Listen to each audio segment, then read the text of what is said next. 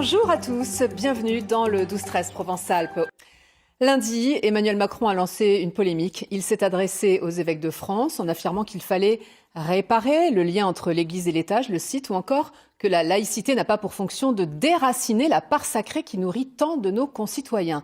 C'est donc une place redonnée aux religieux et à l'irrationnel, qui était pourtant éliminé depuis 1789 dans la Constitution et depuis 1905 dans la loi qui sépare État et religion. Bonjour Jean-Michel Aupier. Alors vous êtes involontairement dans l'actualité de la semaine parce que vous avez publié un livre il y a plus d'un mois, le livre géant de la laïcité, et le président d'ailleurs l'a eu entre les mains. Il l'a eu, il l'a apprécié.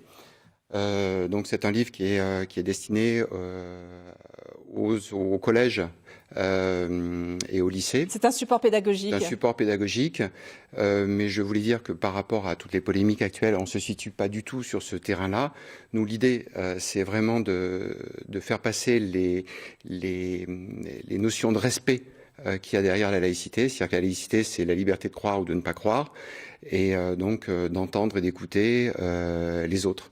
Ça prend quand même un tournant particulier cette semaine. Si le support est utilisé dans les classes avec un livre géant qui fait 2 mètres par 2 mètres, celui que nous avons, nous, entre les mains et qui est déjà aussi d'un grand format, les petits formats pour les élèves, s'il y a des interventions cette semaine, forcément, il va y avoir débat. Vous en êtes bien conscient. J'en ai bien conscience, mais on ne se situe pas sur ce terrain-là. Nous, notre terrain, c'est d'inculquer aux enfants, et pas qu'aux enfants d'ailleurs, aux adultes aussi, puisqu'on a certaines entreprises qui nous le prennent en le personnalisant, vraiment les notions de respect.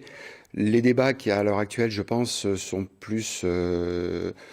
donc il y a des gens qui se servent de la laïcité pour faire parler d'eux, pour avoir une certaine image. On se situe pas. Il y a des débats de fond et des débats d'actualité, et dans votre livre d'ailleurs, vous y revenez sur le port du voile, sur la différence entre islam, islamisme, sans préciser d'ailleurs que l'islam, par essence, ce n'est pas la séparation de la religion et de l'État, et que la religion gouverne justement l'État.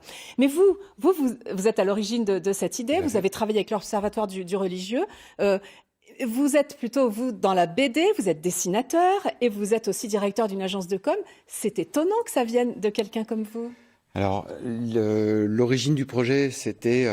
donc il se trouve que quand il y a eu les attentats de Charlie, j'ai 2 personnes que je connaissais un petit peu, qui étaient Wolanski et Tinius, qui ont disparu, et je marchais dans Aix avec tout le monde, la marche silencieuse, et je me suis dit, qu'est-ce qu'on fait Qu'est-ce qu'on fait pratiquement? Enfin, qu'est-ce que je fais? Et l'idée est venue, en marchant dans Aix, l'idée de créer un outil qui parle de la laïcité à tous. Et pas qu'à une élite.